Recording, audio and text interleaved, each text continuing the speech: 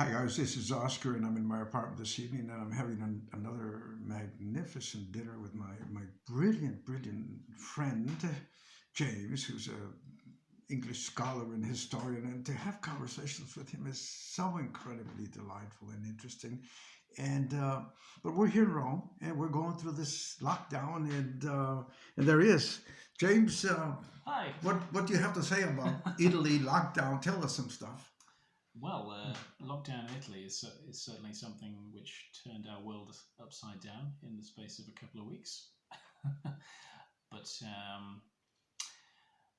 well, they say that in war, truth is the first casualty, and it certainly seems to have been the casualty now because very few of us know what's really happening, either in the north or in the rest of the country.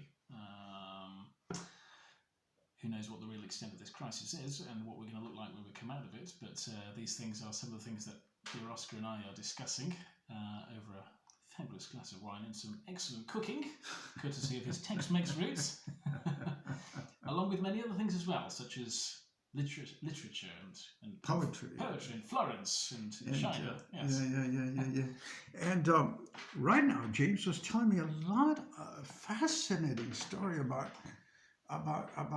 the role of the church and the Romanov family in Russia and their influence, and therefore the influence in Eastern Europe, and how the fascinating ramifications, the geopolitical ramifications that this has. And James, talk a little bit about this thing. This. Well, we were basically discussing about, I suppose at its heart, about how some of the countries where we grew up in, be it America or Britain, how we underestimate.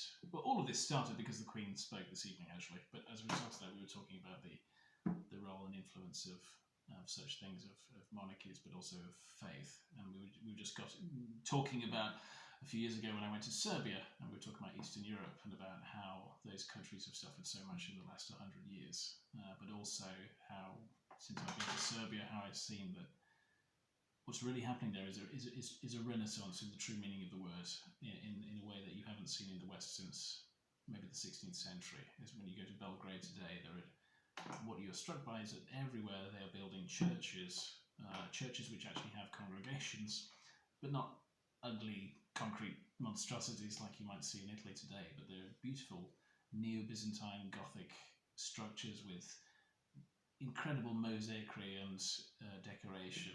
And at the same time, we have these icons of Orthodox rule, which is springing up in the city, even in front of secular buildings like the Parliament, for example.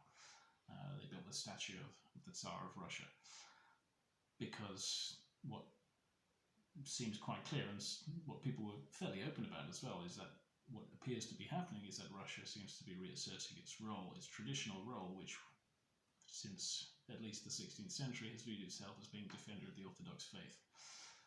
And since the Orthodox faith is precisely what's reviving in Eastern Europe, this vacuum which has existed for so long seems to be rapidly being filled. And we were just slightly, we were admiring the genius of the Russians in grasping this fact. And of course, this doesn't only happen in Eastern Europe. We were also talking about how in Bari as well, in Puglia, if you go there today, there's the Church of St. Nicholas, which slightly over only about 10 years ago, 11 years ago, was formally handed over to the Russian state. So we were thinking about this other avenue of soft power through faith, which we in the West don't really understand yet. Well, tonight, what James was telling me about the church, the renaissance of the Orthodox Church, its influence in politics. We were reflecting on how brilliant Putin is in managing all of this.